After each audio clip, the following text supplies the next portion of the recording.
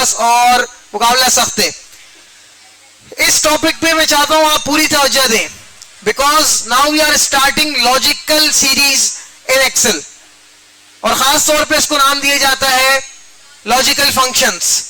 और logical functions का start लिया जाए तो उससे पहले हमें देखना पड़ेगा कि व्हाट आर लॉजिकल ऑपरेटर्स। ये मैं आपको बता के गया था, आप लोगों ने माशाल्लाह अपनी बहुत सारी सर्चिंग की, सारे लॉजिकल ऑपरेटर निकाल भी लिए, उनके मतलब भी आपने समझ लिए। अब आप मुझे बता दें कि लॉजिकल ऑपरेटर होते क्या है बेसिकली। नहीं, लॉजिकल ऑपरेटर क्या है, क्या है, ये है क्या?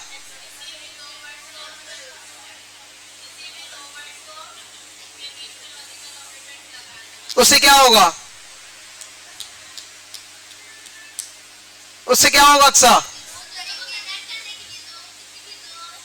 कंकेटिनेट, ज्वाइन, कनेक्ट हो जाएंगे।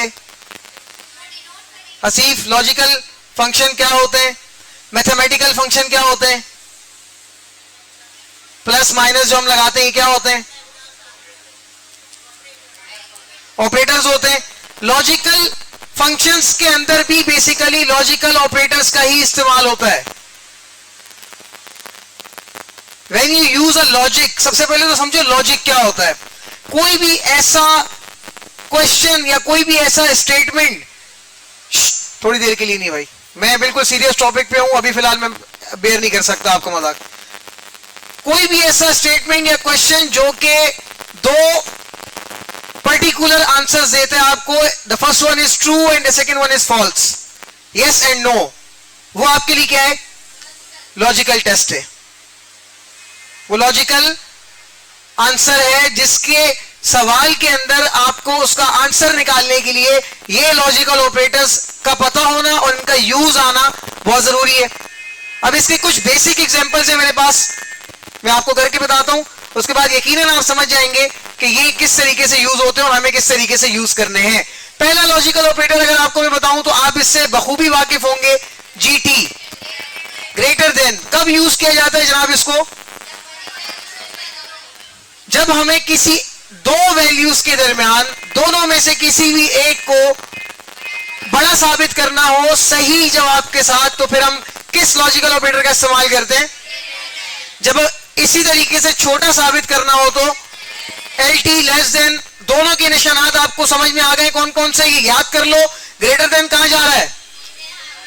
अगर आप ऐसे ऐसे इसको देख रहे हैं तो ग्रेटर देन किस तरफ जाएगा? सीधे हाथ, मेरा सीधा हाथ है, मैं ऐसे देख रहा हूं ना, मेरा सीधा हाथ, आप ऐसे देख रहे हैं, आपका सीधा हाथ। अबे एरो कहां जा रहा है भाई, ये एरो कहां जा रहा है? अक्सा को बोल लो ऐसे से कर रही है और बता रही उल्टा हाथ, उल्टा हाथ। ये देखो भाई क्या हो गया, कहां जा रहा है? सीधे हाथ की तरफ। और लेस देन का ऑपरेटर कहां जाएगा? On your left hand. अच्छा, एक और मजे की बात सुन लो, अगला वाला तो आपको पता है इक्वल्स टू, दोनों बराबर हैं, और ये इक्वल्स टू हमारे पास हर फंक्शन या फॉर्मूला से पहले भी इस्तेमाल होगा, इसके दरमियान तो मैं अब कैसे होगा, वो लॉजिकल ऑपरेटर के थ्रू होगा, वो मैं आपको बताता हूं कैसे होगा। अगला है जी नॉट इक्वल टू, NET जी। ये क्या है? जब आप ग्रेटर देन, लेस देन दोनों का एक साथ यूज कर देते हैं किसी दो अलग अलग आर्ग्यूमेंट्स के दरमियान में, तो इसका मतलब ये होगा कि ये दोनों एक दूसरे के इक्वल अगर होंगे तो वो आपको आंसर में क्या देगा? ट्रू। और अगर नहीं होंगे तो क्या देगा? फॉल्स। उल्टा बताया मैंने, चलो मैं यूज करूंगा फिर बताऊंगा आगे। GT, greater than equal to, जब आप चाहते हैं कि कोई चीज किसी के बराबर हो या फिर उससे बड़ी हो तो वहां पे क्या हो, ये वाला लॉजिकल ऑपरेटर यूज करेंगे हम, ग्रेटर देन इक्वल टू दोनों का साथ यूज करेंगे। कुछ लड़के या लड़कियां क्या करते हैं, पहले इक्वल टू लगाते हैं फिर ग्रेटर देन लगा देते हैं, फिर वो कहते हैं सर मैं यहां से उठ के वहां जाता हूं, आंसर नहीं आ रहा सर, फिर मैं देखता हूं तो मुझे पता लगता है उन्होंने आपस में इसको शफल किया हुआ है। तो ये बात आपकी तरफ से मुझे नहीं सुनने को मिले कि सर, उससे पहले ही आप खुद देख लें कि आप लोगों ने इन ऑपरेटर्स का यूज कैसे किया है। When you use a GT and ET concept, तो फिर आपको ग्रेटर देन का साइन पहले और इक्वल टू का बाद में लगाना है। इसी तरीके से सेम एज आपको लेस देन का साइन पहले और इक्वल टू का साइन बाद में लगाना है जब आप इससे कम या इसके बराबर की वैल्यू ढूंढना चाहते हो, ठीक है। और अगर आप सिर्फ उससे बड़ी या सिर्फ उससे छोटी या उसके बराबर की वैल्यू नहीं ढूंढना चाहते तो अगले लॉजिकल ऑपरेटर्स पीछे जो आपके पास थे वो यहां लिखे हुए, ठीक है। अब हम आगे बढ़ते हैं और बाकायदा इन लॉजिकल ऑपरेटर्स का इस्तेमाल करते हैं। ये आ गया भाई लॉजिकल ऑपरेटर्स का चार्ट। फॉर एग्जाम्पल मेरे पास है 2021 20 21 दो अलग अलग वैल्यूज हैं। पहला लॉजिकल ऑपरेटर जो मैं यहां पे लगाने वाला हूं वो कौन सा होना चाहिए? ओके, मैं यहां पर उसका निशान भी बना देता हूं भाई, ग्रेटर देन यही है, सीधे हाथ की तरफ जाएगा, सीधे हाथ की गली में जाएगा ग्रेटर देन, और लेस देन उल्टे हाथ की गली में जाएगा, ठीक है। ओके, ग्रेटर देन के लिए अब मुझे यहां पे देखो लॉजिक कैसे बनाना है। लॉजिक बनाने के लिए सबसे पहले तो मुझे क्या करना पड़ेगा, इक्वल्स टू, एक छोटी सी हिंट दूंगा आपको समझ जाएंगे। जैसे हमने मैथमेटिकल ऑपरेटर्स का यूज किया था ना फार्मूला के अंदर, ये फार्मूला है बेसिकली, ये फार्मूले पे काम हो रहा है अभी।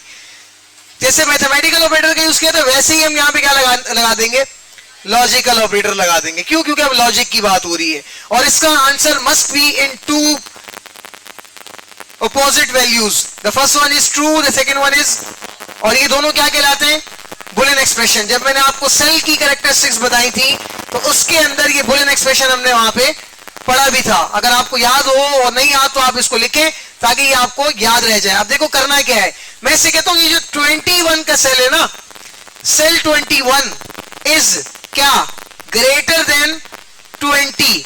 अगर ये स्टेटमेंट ट्रू है तो मुझे आंसर क्या देना है तुमने, ट्रू। और अगर ये स्टेटमेंट ट्रू नहीं है तो तुमने क्या आंसर देना है, फॉल्स। यहां पे मैं लगा देता हूं एंटर, क्या आंसर आ गया जी, ट्रू। अब आप कहेंगे सर हमने पहले इसको क्यों नहीं सिलेक्ट किया फिर इसको क्यों नहीं किया, तो अगर इस पे मैं ये वाला लगाऊंगा तो इसका आंसर क्या बनेगा, क्यों, ये इससे बड़ा 21 20 से जो है वो बड़ा है, तो मैंने पहले 21 को सिलेक्ट किया, फिर मैंने क्या किया 20 को सिलेक्ट किया, और दोनों के दरमियान जो आर्ग्यूमेंट दिया वो क्या था, ग्रेटर देन का आर्ग्यूमेंट था, ठीक है। अच्छा, अब मैं यहां पर जनाबे वाला लेस देन का आर्ग्यूमेंट लगाना चाहता हूं। लॉजिकल ऑपरेटर लेस देन का यूज करेंगे, बताइएगा किस तरीके से, 20, क्या 20 छोटा है किससे, 21 से। अगर आंसर हमें पता है ना क्या है, लेकिन देखो मैं लॉजिकल ऑपरेटर का यूज करना बता रहा हूं, एक्सेल कैसे इसको जज करके आंसर देगा। अगर ऐसे ही है तो भाई आंसर हमारा क्या आएगा, ट्रू। अच्छा, उसके बाद क्या था हमारे पास, इक्वल्स टू। अच्छा, इक्वल्स टू की एक और खास बात है, यह आपको कभी अकेले में इक्वल्स टू यूज नहीं करने देगा। फिर आपको क्या करना है, इक्वल्स टू लगाने से पहले जब आप डिस्प्ले करना चाहते हो कहीं पे इक्वल्स टू, तो आप पहले कोई भी कॉमा शोमा लगा दें या डॉट लगा दें, फिर उसके बाद आप इक्वल्स टू कर दें, तब ये आपको प्रेजेंटेशन दे देगा, फिर आपका कोई इतना खास इशू नहीं बनेगा। लेकिन अगर आप इसको नहीं यूज करते तो फिर ये हर मर्तबा फंक्शन या फॉर्मूला बनाता रहेगा जब आप अगले रेफरेंस को टच करने जाएंगे, ठीक है। ओके, सो मैं क्या चाह रहा हूं भाई, अब देखो इस फार्मूला के अंदर, इस लॉजिकल फार्मूला के अंदर 2 मर्तबा इक्वल टू का इस्तेमाल होगा। आपकी जिंदगी में पहली मर्तबा एक स्टेटमेंट में 2 मर्तबा इक्वल टू लगने जा रहा है। तो देखो भाई, पहला मैंने इक्वल टू लगाया, this is for starting the formula and function. क्या 20 बराबर है इक्वल्स टू किसके, 21 के। ओके ओके, क्या गलती हो गई, फॉल्स। 20 बराबर था 21 के, आंसर क्या दिया। जब भी लॉजिकल ऑपरेटर का इस्तेमाल करेंगे answer must be in 2 different categories. The first one is, second one is. मेरी इंग्लिश समझ में आती है या सारे से बैठे रहते हो, जवाब तो दिया करो भाई, तुम्हारे लिए चीख रहा हूं, समझ में आ रही है। हाँ, अब बोलना मुझे जरा, या मैं आप लोगों को देखता नहीं हूं तब ऐसे कर रहे हो, खार तो नहीं निकाल ले कोई, देखा करूं। ये ह्यूमन साइकी होती है बेसिकली, मैं अगर आपको बताऊं तो मैं बोलता ही बहुत ज्यादा हूं फिर अक्सर। आगे जी, नेक्स्ट है हमारे पास अगला ऑपरेटर कौन सा है। आप चुप कर जाए सारे, अगला ऑपरेटर कौन सा है boys, greater than equal to. अगर मैं ग्रेटर देन इक्वल टू का यूज करना चाहूं तो मुझे दोनों में से पहले कौन सा ऑपरेटर यूज करना पड़ेगा, ग्रेटर देन का या इक्वल टू का? ओके, हमें पता है, इस बारे में बताया गया था। ओके, इक्वल्स टू, मैं कहता हूं भाई अगर 20 से ग्रेटर देन या इक्वल टू है क्या ये वैल्यू, तो मुझे आंसर दे दो ना। ये इससे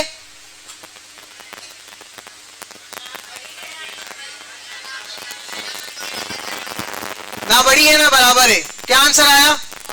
फॉल्स। नेक्स्ट आ जाओ भाई, अगला ऑपरेटर यूज कर लोगे, उससे अगला ऑपरेटर यूज कर लोगे, कौन सा वाला?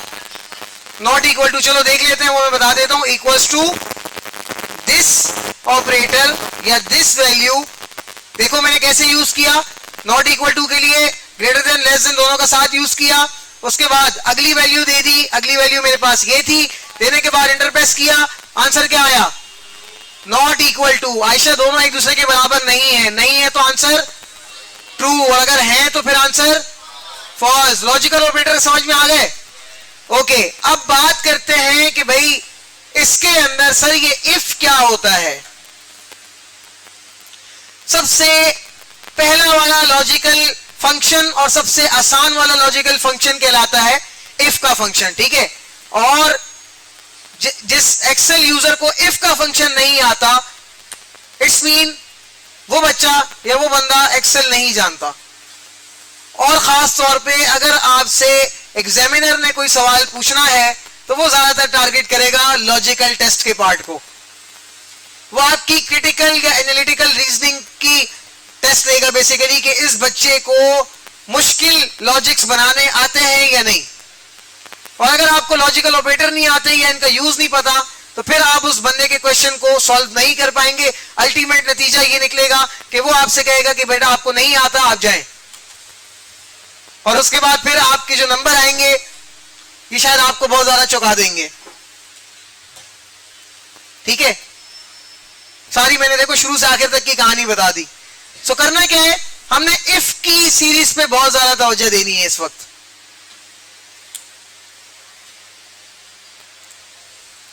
इफ बेसिकली लॉजिकल सीरीज का एक फंक्शन है ये रहा, ठीक है। और ये यूज क्यों किया जाता है? कंडीशन लगाने के लिए। When we use a condition, तो वहां पे हम इफ यूज करते हैं। देखो एक थोड़ा सा डेटा है, कितनी वैल्यूज हैं? बमुश्किल 5 वैल्यूज है मेरे पास यहां पर, और यहां पे मैं लिख देता हूं रिजल्ट, ठीक है, ताकि हमें प्रॉपर क्लियर होता रहे। क्वेश्चन इज दैट इस छोटे से डेटा के अंदर मैं ये चाहता हूं कि भाई जो बच्चा बिल्कुल आम अल्फाज में 60% या 60 मार्क्स से ऊपर का है वो बच्चा पास, बाकी के सारे बच्चे फेल।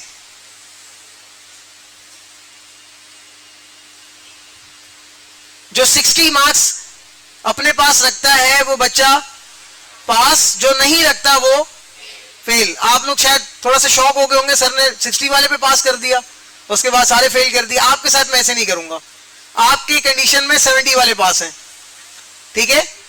अब आगे चलते हैं। अच्छा, अब इस सवाल को आप बेसिकली देख रहे हैं, आपने देखा 45 है, बच्चा क्या होना चाहिए? आपने लिख दिया फेल। आपने देखा अगला बच्चा 65, 60 से अब क्या होना चाहिए? आपने लिख दिया। व्हाट अबाउट कि ये वैल्यूज 1 2 4 नहीं, 500 या 400 या 50 या 60 या 80 या 90 या 100 है, फिर आप क्या करेंगे? अफ्तारी के बाद का इंतजार करेंगे, सुकून के साथ लैपटॉप खोल के लिखती रहूंगी या लिखता रहूंगा कौन पास है और कौन फेल है, ऐसा करेंगे? भाई इस लेवल पे आके आपको एक्सेल को काम देना है। अब आप ये नहीं चाहेंगे कि यार मैं एक्सेल पे काम करूं, अब आप ये चाह रहे हैं कि यार मैं एक्सेल से काम करवाऊं। तो ऐसे करने के लिए आपको इफ की कंडीशंस का पता होना चाहिए। और अब ये कैसे लगाएंगे? इक्वल्स टू IF इफ, अगर, इसका शॉर्ट मीनिंग। अब आगे देखो, इसके आर्ग्यूमेंट में 3 चीजें, 3 अलग अलग, सॉरी इसके सिंटेक्स के अंदर 3 अलग अलग आर्ग्यूमेंट्स आते हैं। और वो 3 आर्ग्यूमेंट्स कौन से? पहला वाला है जी लॉजिकल टेस्ट, दूसरा आर्ग्यूमेंट है आपका value if true, and the second one is value if false. अब अगर आप मुझे गौर से देख के बताएं तो वैल्यू इफ ट्रू और वैल्यू इफ फॉल्स क्या है, कौन सी कैटेगरी के आर्ग्यूमेंट है?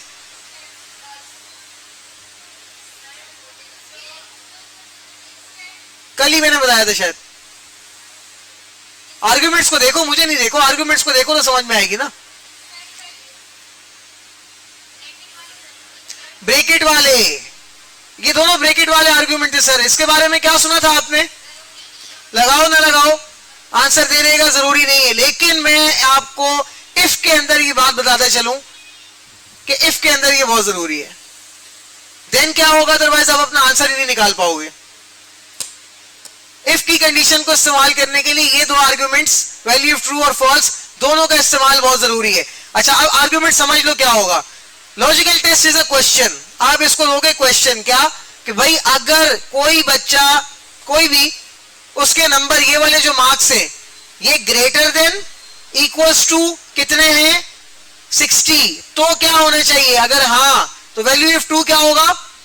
पास। और अगर नहीं होता तो वैल्यू फॉल्स क्या होगा? फेल। आर्ग्यूमेंट समझ में आया? सिंटेक्स समझ में आ गया क्या है? अब देखो मैं लगाता हूं फिर आपको और क्लियर समझ में आएगा। मैं इससे कहता हूं भाई इफ दिस सेल इज क्या ग्रेटर देन इक्वल्स टू कितना 60, क्योंकि 60 एक न्यूमेरिकल है, एक नंबर है, एक डिजिटल फिगर है, सो इसको हमने इन्वर्टेड कॉमास के अंदर नहीं लिखना भाई।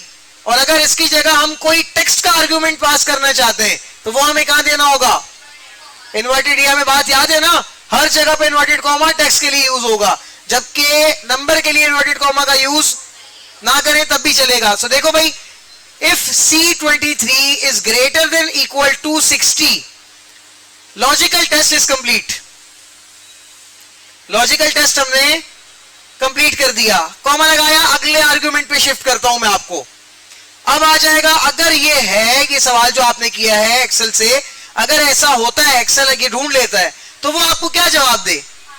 वो आपको जवाब देगा भाई पास। तो फिर ये बच्चा क्या है? पास। कॉमा लगाया, बंद किया। अब सर यहाँ कॉमा का यूज क्यों किया जा रहा है?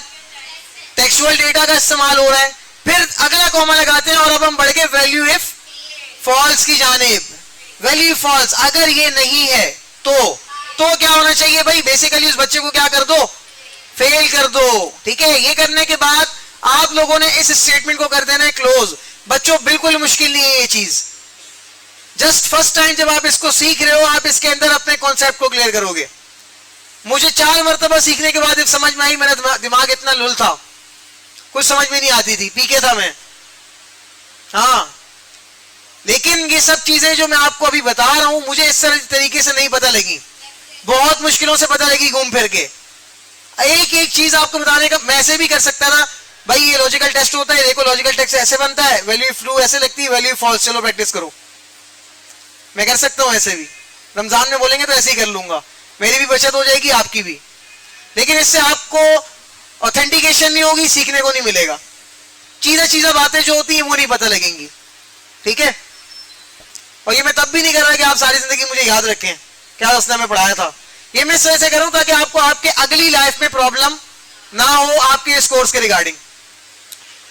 स्टेटमेंट तैयार हो गया। अगर आप चाहें तो मैं एक दफा और इसको एक्सप्लेन करता हूं। इक्वल्स टू के साथ शुरुआत की, इफ का फंक्शन लगाया, पहले आर्गुमेंट में क्या दिया? Logical test. लॉजिकल टेस्ट किसको यूज करते हुए दिया?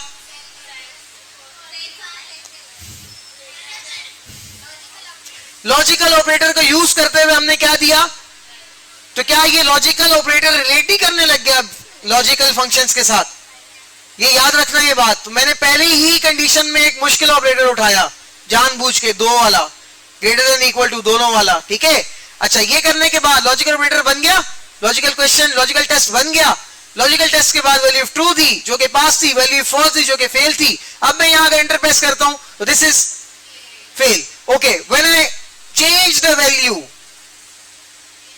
जो बंदा रिजल्ट बनाने के लिए बैठा हुआ था उसके चाचे का बेटा है ये समी, वो बंदा क्या बोलता है यार इसको क्या करना है?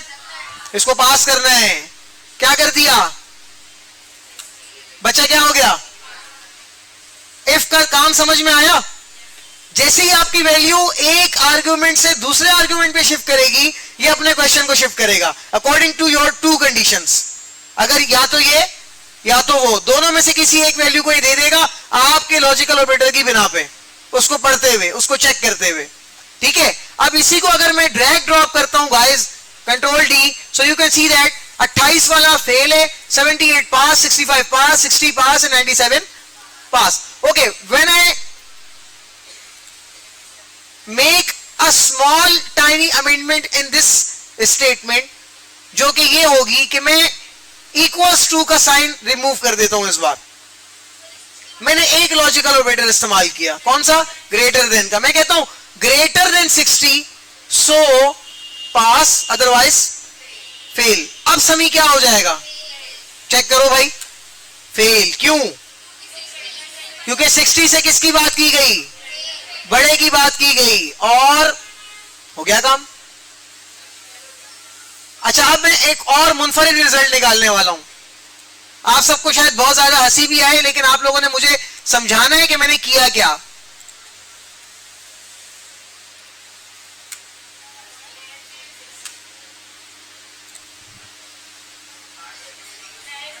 ओ, शबनम पास हो गई, 28 नंबर में शबनम पास हो गई। मुझे तो समझ में ही नहीं आया है क्या हुआ। इसका मतलब आपको पता है मैंने क्या झोल मारा है, क्या किया है? जी, लॉजिकल ऑपरेटर को बेसिकली चेंज कर दिया है। लॉजिकल ऑपरेटर के साथ खेलना समझ में आया? ये खुद करते रहना। अभी मेरे पास जरा टाइम कम है, मैं अगले ऑपरेटर पे शिफ्ट करवा रहा हूं आपको। जी,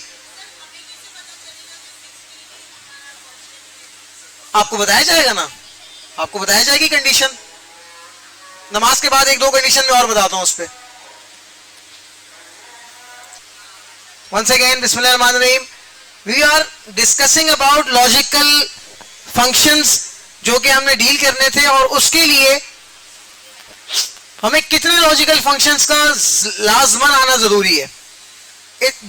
ऐसे कौन कौन से लॉजिकल फंक्शंस हैं जो कि हमें लाजमी पता होने चाहिए।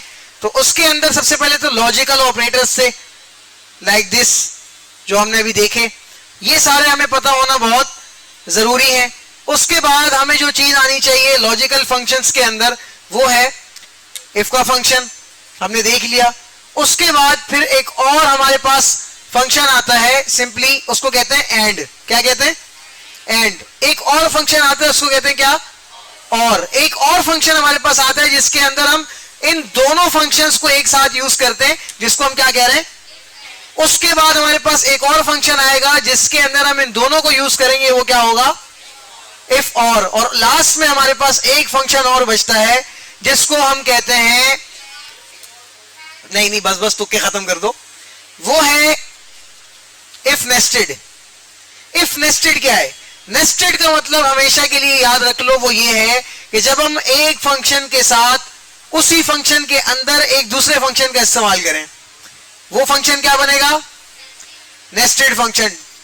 use of two or more than two functions in a single statement is called a nested form. ये एक nested form बनेगी आपके लिए। ठीक है, अभी तक आपने कोई ऐसी nested form इस्तेमाल नहीं की, लेकिन if के अंदर हम nested form का इस्तेमाल कर सकते हैं। ठीक है, अब ये क्यों जरूरत पड़ेगी हमें, या हम इसको कैसे करेंगे, ये थोड़ी लंबी डिस्कशन है। अभी का टाइम ऐसा है कि 7 तो बज चुके हैं ऑलरेडी, मैं आपको मजीद नहीं बता पाऊंगा इसके बारे में।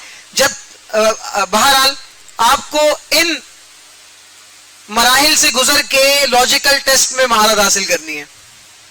ठीक है, ये वो मराहिल हैं जिसके अंदर आपको गुजरना है। स्टार्ट आप ले चुके हैं फ्रॉम लॉजिकल ऑपरेटर्स, आपने लॉजिकल ऑपरेटर पढ़ लिए, आपने इफ को भी पढ़ लिया। अब आप जाएंगे एंड और की तरफ। ये पढ़ने के बाद फिर आपको जब मैं इफ एंड और इफ और पढ़ाऊंगा ना, फिर आपको बड़ी आसानी हो जाएगी, क्योंकि आधा काम आप आधा काम हम एंड और में कर चुके हैं पहले से ही। इफ के अंदर फिर आपको बड़ी आसानी हो जाएगी। क्यों? क्योंकि इफ बेसिकली आपको दो अलग आर्ग्यूमेंट दे देगा बाद में, value of true, value of false, अगर आप एंड को और को इसके साथ यूज करते हैं। सिंपली एंड को और सिंपली और को यूज करने का क्या फंडा है, ये चीज सुन लो। अभी के लिए देखो, ये बेसिक एग्जांपल था ना हमारे पास ये वाला, इसके अंदर मैंने लगाया हुआ इफ। इस इफ के अंदर जो लॉजिकल टेस्ट है मेरे पास ये वाला एरिया, ये मैं जस्ट वन टाइम पास कर सकता हूं। कितने टाइम, एक मर्तबा। दूसरा लॉजिकल टेस्ट में यहां पे नहीं लगा सकता, और अगर मैं दूसरा लॉजिकल टेस्ट लगाना चाहता हूं तो फिर मैं इफ की नेस्टेड फॉर्म का इस्तेमाल करूंगा, जो कि अभी के लिए तो फिलहाल मैं बिल्कुल भी नहीं आपको रेकमेंड कर रहा, क्योंकि आपके दिमाग ऐसा घूम जाएगा, आपको बिल्कुल समझ में नहीं आएगी कि यार ये क्या हो चुका है। उसके लिए मुझे आपको स्टेप बाय स्टेप लेके चलना है। तो अभी के लिए मैंने आपके दिल में इफ की शमा को जला दी है। आप घर जाइएगा, इस पे मजीद पॉसिबल 10 से 11, कम नहीं, इससे ज्यादा ही हो जाए, इससे कम नहीं, 10 से 11 अलग अलग एग्जांपल्स को डील कीजिएगा। उसके बाद फिर आप मुझे बताइएगा सर इससे आपको क्या सीखने को मिला। फिर इंशाल्लाह जब हम नेक्स्ट क्लास में आएंगे ना, फिर मैं आपको इफ का एक नया कॉन्सेप्ट स्टार्ट से लेके चलूंगा। हम एंड करेंगे, हम और करेंगे उसी क्लास में इफ एंड इफ, और इफ के साथ नेस्टेड फॉर्म का इस्तेमाल करेंगे। इफ के साथ नेस्टेड फॉर्म का मतलब इफ के अंदर एक और इफ खुलेगा, उसके अंदर एक और इफ खुलेगा, उसके अंदर एक और इफ, अनटिल हमारी कंडीशंस जब तक हमारे पास खत्म ना हो जाए। अभी कंडीशन कितनी है, एक। जब कंडीशन मल्टीप्लाई होती रहेंगी according to data and scenario, उतनी ही मर्तबा हमने इफ को भी दोबारा इफ के एक फंक्शन के अंदर ऑन करते जाना है। और ये काम बेसिकली क्या कहलाएगा, नेस्टेड फॉर्म ऑफ इफ। आखिरी एक फंक्शन इफ का मजीद अगर मैं आपको बताऊं तो जो रह जाएगा हमारे पास, वो भी मैं आपको कवर अप करवाऊंगा, जिसको हम कहेंगे if error. If error means अगर गलती आ जाए तो। और ये वाला जो फंक्शन है इफ एरर का, ये हर फंक्शन के साथ यूज करना है हमेशा के लिए। लॉक कर दो आप इसको, इस बात को अपने पास, कि ये हर फंक्शन के साथ यूज करना है, बट उस फंक्शन को इसके अंदर यूज करना है और इसको आउटर जोन में यूज करना है, बाहर नेस्टेड फॉर्म बना के। अभी के लिए जस्ट एक छोटा सा कॉन्सेप्ट दे रहा हूं, टेंशन नहीं लो इस बात की। मैंने जब आपको लॉजिकल टेस्ट पढ़ाए थे, सॉरी लॉजिकल ऑपरेटर्स का जब मैंने बताया था कैरेक्टरिस्टिक्स ऑफ सेल के अंदर, मैंने फिर यूज किया था उस वक्त। शायद आप में से किसी को याद हो कि वो एरर हट गया था, या फिर मैंने ग्रुप 1 में किया था, बैच 1 में, थोड़ा सा मैं भी भूल गया हूं, बट मैंने किया था। सो वो ये जो एक काम है, ये मैं आपको बता दूंगा तो आप कहेंगे सर वाकई में हमने बहुत कुछ इफ के अंदर देख लिया। इसके बाद मेरे नजदीक अभी तक मेरे बाल सफेद हो चुके हैं एक्सेल पे काम करते हुए, कोई ऐसा लॉजिकल फंक्शन मैंने यूज नहीं किया जो रादर जो इनके जो है ना वो अलग सिनारियो में मैंने कहीं किसी डेटा में यूज करते हुए देखा हो। जितने थे इफ के तकरीबन सारे ये प्रोफेशनल लाइफ में यूज हो रहे हैं, इससे कम ही हो रहे हैं, इतने ज्यादा नहीं, लेकिन ये सारे हो रहे हैं और ये आने चाहिए। आपको ये नहीं आते, आपको लॉजिकल रीजनिंग नहीं आती, आपको इफ की कंडीशन नहीं आती, कहने वाला यही कहेगा कि भाई बच्चे को नहीं आता। ठीक है, सो हमने इंशाल्लाह जब हम नेक्स्ट क्लास में आएंगे तो हमने दोबारा से एक नजर सिर्फ इस पे मारनी है ताकि आपको रिफ्रेश हो जाए। फिर मैं इफ का बता दूंगा जो कि आपको पहले से आता है, फिर हम एंड और की बात करेंगे, इसके फौरन बाद इफ एंड इफ और पे चले जाएंगे जो कि इससे रिलेट कर रहा है, आपको पहले से आ गया होगा। फिर हम इफ नेस्टेड की बात करेंगे, ये आपका मुश्किल से 10 मिनट लेगा, मैं बहुत डीप भी समझाऊंगा ना आपको, तो मुश्किल से 10 मिनट और आपकी प्रैक्टिस के लिए 2 से 4 मिनट, क्योंकि माशाल्लाह आप तेज हैं, आप कर लेंगे इसको कवर अप। ठीक है, उसके बाद आखिर में मैं आपको पढ़ाऊंगा इफ एरर, तो मुश्किल से पूरी कहानी 1 घंटा या फिर 1 घंटा 15 मिनट के अंदर कवर अप हो जानी है।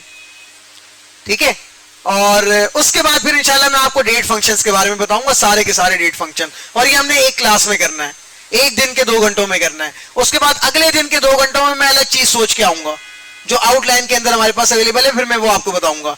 1 वीक हमारा ऐसे कवर होगा, उसके बाद का फिर जो 1 वीक होगा उसके अंदर क्लास भी चलती रहेगी, साथ साथ मैं कुछ थोड़े टाइम के लिए 1-2 बच्चों के पास जाके थोड़ा सा फुल रिव्यू के साथ टेस्ट भी लेना शुरू कर दूंगा कि बच्चों की क्या सूरत हाल जा रही है, बच्चे समझ रहे हैं मेरी बात को या ऊपर से जा रही है।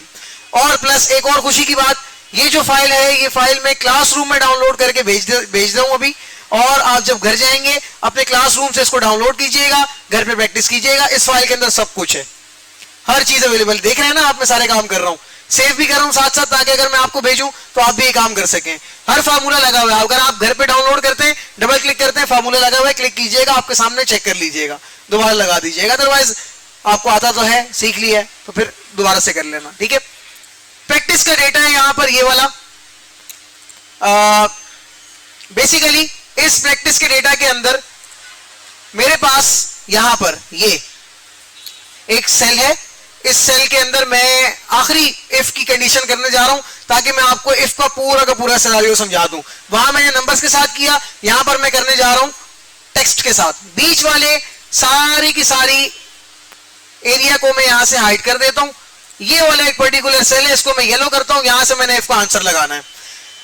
क्यूरी क्या है सर? क्यूरी ये है कि भाई रीजन्स के अंदर मेरे पास जितने भी रीजन्स हैं ओशियाना नाम के, किस नाम के? इन सब में डिलीवरी नॉट अलाउड है। डिलीवरी बाकी सब में क्या है? ये मैंने काम दिया ना आप लोगों को अभी कि भाई ओशियाना में डिलीवरी नहीं है, बाकी सब में डिलीवरी देनी है, यहां लिख दो। अब अगर आपको इफ नहीं आता आप क्या करोगे?